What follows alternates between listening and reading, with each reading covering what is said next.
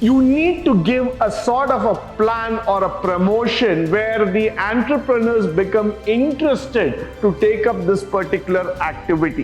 In 1955 itself, the government of India had decided that we need to give incentives, we need to give them some sort of promotional aspects, SEZ, that means special economic zones, created as an industrial zone so that more and more employment will be generated and also the progress can happen for that particular city.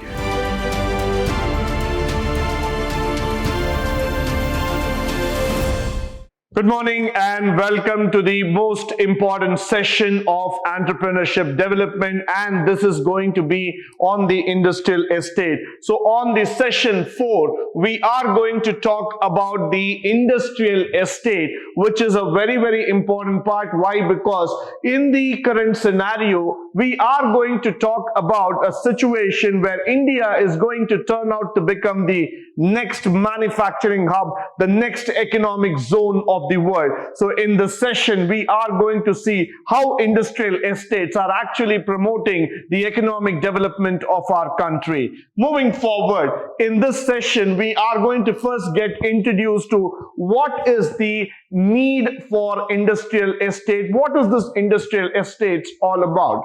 In order to promote industrial development, the government of India had initiated a plan through which several measures were taken and several incentives were given to the entrepreneurs. Now, when I talk about the measures and incentives, what do I mean to say here is that you need to give a sort of a plan or a promotion where the entrepreneurs become interested to take up this particular activity. Now, when you happen to go to places like Bangalore, Chennai, Hyderabad, Gurgaon, Mumbai, Delhi, in all the big metro cities, you would see that most of these places have an IT tech park, have a manufacturing zone. They have special economic zones which are trying to cover up many industries today. Why these parks, why these industrial zones have been created? In order to attract the entrepreneurs, promote their companies, promote employment, and thereby make a progress towards the nation. So similarly, the government of India decided that by setting up these industrial estates, this is one of the direct measure by which an entrepreneur will feel that, yes, even I can set up an industry in India, even I can start my own manufacturing unit, and I can go further in terms of promoting the real value, the real growth altogether. Most of the time, the biggest challenge for an entrepreneur is land and labor. Now, the land labor is one area in economics as well as in terms of entrepreneurship, which is very difficult to get. As an entrepreneur, as a beginner in the industry, nobody will be ready to give you money to that extent where you can invest on land as well as on labor. So for the entrepreneur, he needs to get a promotion, he needs to get an incentive from the government, from the entire setup, that is from the system altogether, so that he is able to start up an entire manufacturing unit well within his reach. Now, if you happen to go to Trivandrum, which is the capital of Kerala, there is a place called as the Techno Park. Now, the Techno Park has been established in order to promote all these small scale industries in terms of technology, in terms of the innovative apps that they have started for them. Like this, if you happen to go towards Mumbai, if you happen to go towards in Pune, Chennai, also in Hyderabad and Bangalore, we have come up with a lot of tech parks and lot of industrial estate. Especially I would like to take in Chennai, where there is a lot of industrial estates which have been started up for the promotion of automobile and spare parts manufacturing altogether. So these areas will become the most important sectors. Why? Because these areas will be able to attract the entrepreneurs and provide them the basic facility of land factor. The moment they are able to get the land and they are able to generate a minimum labor, automatically the destination is set in such a manner that they will be able to make a very good progress, and by which the economic development of country will also start picking up. Now, if you see here, this plan was launched in the year 1955 by the government. So we were not really new to this system. We were quite old. In 1955 itself, the government of India had decided that we need to give incentives, we need to give them some sort of promotional aspects altogether. The state government is actually responsible for planning, development, and the maintenance of industrial estates. So somewhere down the lane, the state government is definitely responsible if they want to set up the entire factors of the industrial estate. So for example, in Karnataka, when you start looking at the KIADB, the Karnataka Industrial Development Board, or when you start looking into the Karnataka Chambers of Commerce, all these factors are directly responsible in terms of setting up the base level industrial estate. Then from there, you would be probably able to take up and move forward in terms of building up a stronger industry, a stronger entrepreneurial background altogether. The central government also provides required financial assistance in terms of setting up the estate, so that going forward, the next factor of entrepreneurship is land, labor, and capital. So when I use the word labor, of course, yes, it is available, but then when it comes to capital, that becomes the next challenge for the entrepreneur. So the government of India decided at one point of time, the land, labor, and capital needs to be provided to a budding entrepreneur at a regular interval of time, at a regular need of time, so that they will be able to set up their manufacturing unit and they will be able to take it forward. So in that sense, what happens here is that the central government also provides loans, grants, incentives, and other kind of schemes to an entrepreneur so that he is able to take it forward and build the industrial empire altogether. Now, moving forward, we need to understand the industrial estate altogether. Now, how does an industrial estate first of all look? Let's have a look onto the picture here. The industrial estate is such a vast area which is being dedicated exclusively for the growth and development of entrepreneurial activities. So how does this industrial estate come into picture? It is a place where necessary infrastructural facilities have been provided, have been looked into altogether. So when you look here, the infrastructural facilities have been made available to the entrepreneurs already. If you happen to walk inside here, all the basic facilities like electricity, water, the equipments that are needed, the parking space that is needed, or for example, the automation facilities, the laptops, desktops, whatever that is needed for an office productivity, that is already been set up here. So this industrial park or industrial zones that we are talking about, they are basically like a township which has been exclusively dedicated for all the entrepreneurs so that they will be able to take it and move forward. So if you start looking here, there are other terms also which we try to talk about these days, like for example, a tech park when we say, or when we say special economic zones.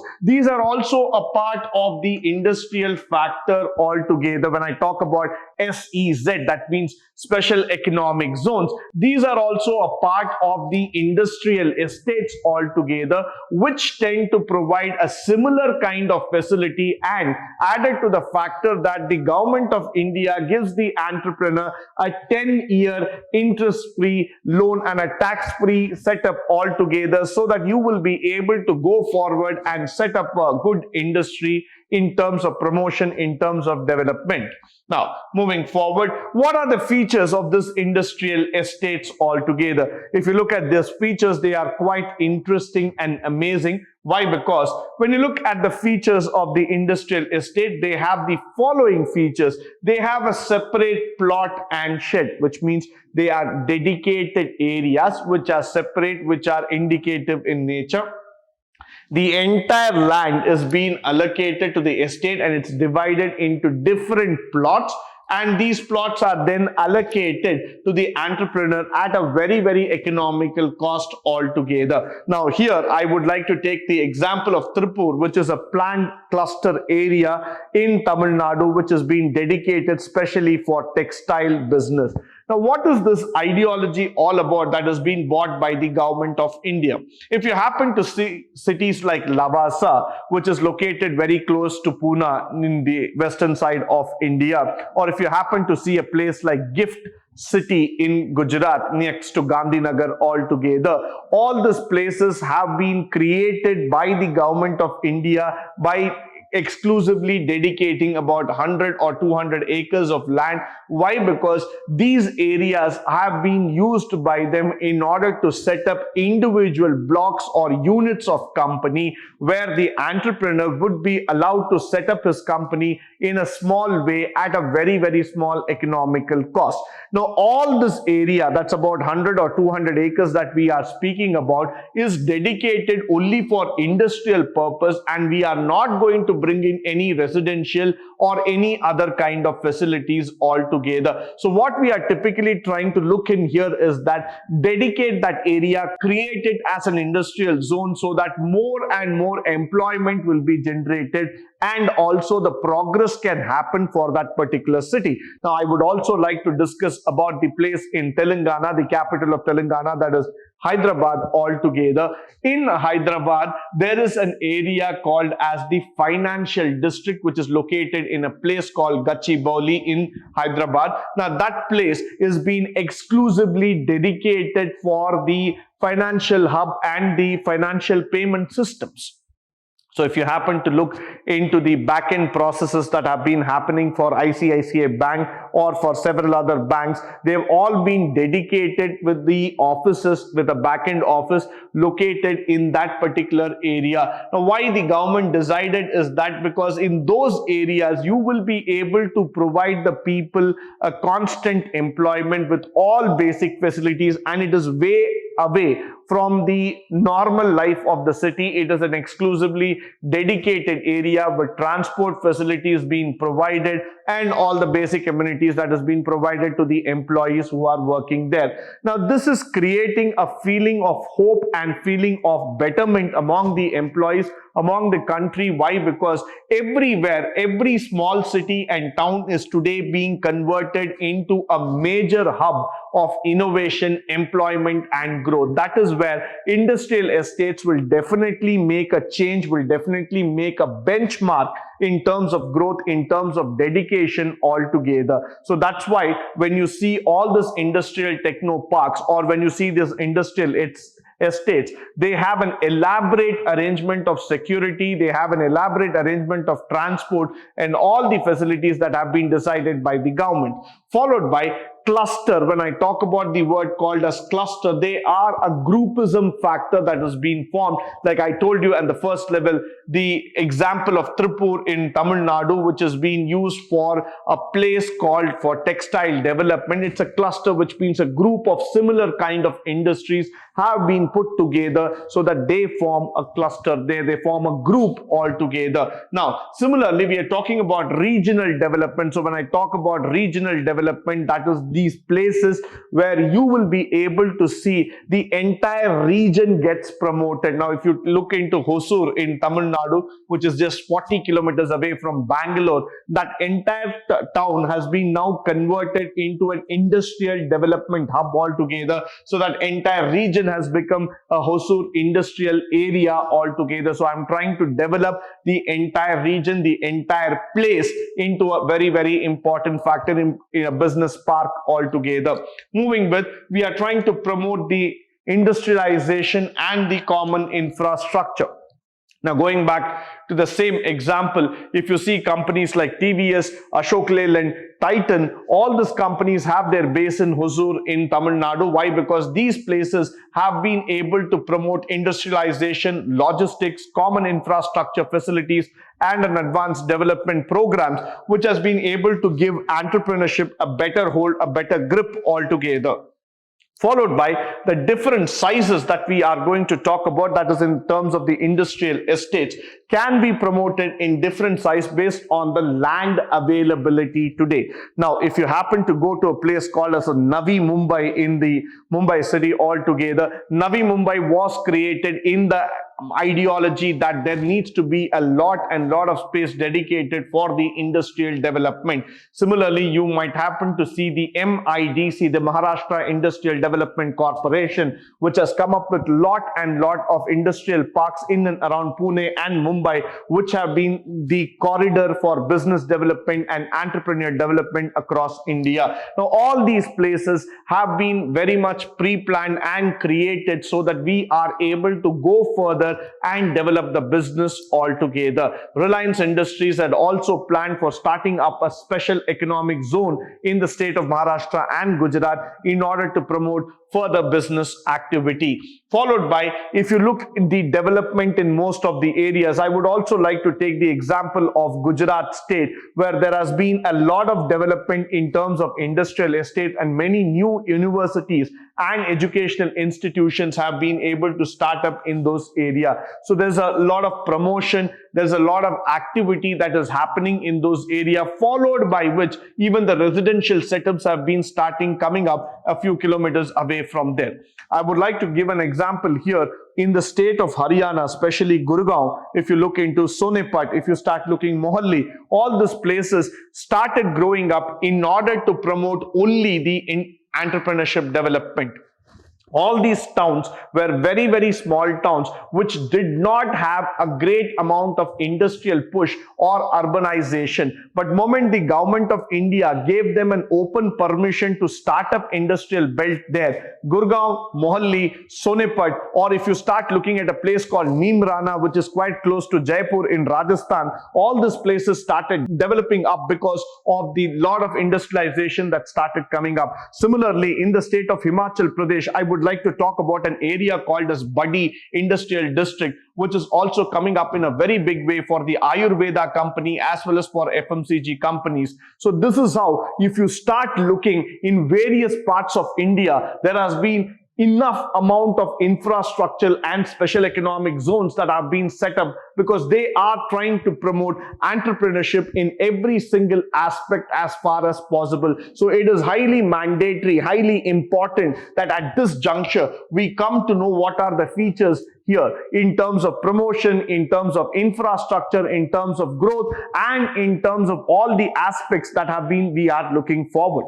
Now, the other thing is that what is the objective of the industrial estate? The first objective is that ensuring a well-planned, structured industrial area. So we are not going to lose or leave anything to choice, but rather we are going to build an infrastructure which is well built, well kept in place, followed by the necessary infrastructure.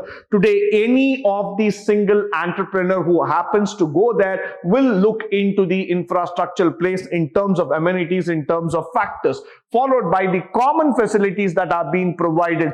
All the common facilities that are needed in an industrial park, starting from security, from logistics, to that of the common area, every single aspect has to be looked in from an industrial estate standpoint. To promote clusters, we believe that every part of India is ready for promotion of a cluster. When you look at Gujarat, there is a lot of activity that happens in oil, energy, and those kind of clusters. Maharashtra is known for its agro and dairy based aspects altogether. Tamil Nadu would be known for its textiles and auto parts. Similarly, Andhra will be known for its electronics and other kind of activities. Karnataka is known for its silicon cluster. Kerala is also known for its tourism cluster. So like that, every single aspect we want to build in a cluster-based activity so that the similar kind of companies can join hand and they can start forming and promoting companies there. Followed by enabling the smaller units, because there are many small units in India which require a push, which require an incentive from the government to come in so that they are able to source the product and they are able to run the business. Followed by enabling of dispersal of industry. So whenever they want to move forward, whenever they want to move out, whenever they want to shift up, the dispersal should be available, the promotion should be available. Promote a balanced regional development. Government wants that every single state of India to develop. Every single union territory, every single factor should develop, and it is not something that only the southern part develops, the western part develops, and the other parts do not. So what we want is that whether it is north, east, west, or south, but we want to see that every single part of India to have a promotion, to have a regional stability, balanced growth. So that's what we are talking about, followed by the development of backward areas. Now, not to mention and to forget this factor that there are many areas in India, especially the northeast side, which I would like to talk about. These areas are not being developed because we did not give any prominence to them in the last 20 or 30 years. But today what is happening is that the government has been able to recognize the fact that even the northeast corridor of India needs to gain a special importance, a special factor of growth altogether. And that is possible only when you have been able to identify the growth, identify the developmental aspect. So that is why we are now looking even into every single corner of India, and we want to build this entrepreneurship, a powerful program altogether, and to provide a climate for smooth functioning of the industries as far as possible. Moving forward, the types of industrial estates that we are talking about, we have a composite industrial estate. Now, as I told you, in Chennai, the Ambattur industrial estate and the Gindi industrial estate in Chennai provide a lot of manufacturing facility for automotive parts and spare parts and manufacturing industry. So when you look into this, this is a composite sector, which means to say that this is being developed exclusively on a particular purpose, where we are trying to focus on a particular sector, on a particular segmentation altogether. Since Chennai had the flavor for manufacturing, especially towards the automotive industry, we believe that this cluster would be a great success for anybody who would like to take up an industrial development in that area. So that is where the composite industrial structure comes into picture, followed by the special purpose that we are talking about. Now, when I talk about a special purpose, I would definitely look into the example of Ludhiana, Tripur, and for example, I would also look into those areas of Pina Industrial Estate in Bangalore, which is known for an electronics also. Now, Ludhiana in Punjab is known for handloom, sporting goods, and also for handicrafts and machine tools that have been promoted in the state of Punjab. Why? Because these are all special exclusive zones that have been identified by the government of India, where we can go forward and promote this kind of industry. Like this, there are several examples in India where you will be able to see that these are exclusively given permission to promote a specific kind of business. Followed by ancillary industry. These are support industry factors that are coming up in a big way in India, so that they will be able to help those major industries to further enhance and boost their production. Now, what are these ancillary industries? They are found many in such ways in automobiles, electronics, where they try to manufacture those smaller parts and try to push it forward for the bigger industries. Now, we also have the flatted industrial estate, where building of lightweight goods are produced, packaging tools, machinery tools. These are very, very small kind of industrial estates that do not have much of the clusters altogether. But then when you look into the entire structure, starting from a composite to a special to an ancillary and to the flatted kind of thing, industrial estates are becoming popular in India, and we are trying to promote it in a big way, so that the employment growth and versatility is going to be promoted in our country. Now, with this, I would like to come to the end of this session. I hope and believe that all the information that is being provided is of a great help and resource to you. In the coming sessions, we will be talking about the further development in entrepreneurship development, and what are the various factors and schemes that are going to be provided by Government of India to make entrepreneurship a mainstream activity of our country. Until then, stay tuned, stay blessed, and stay enlightened forever. Thank you once again for joining me on this wonderful session.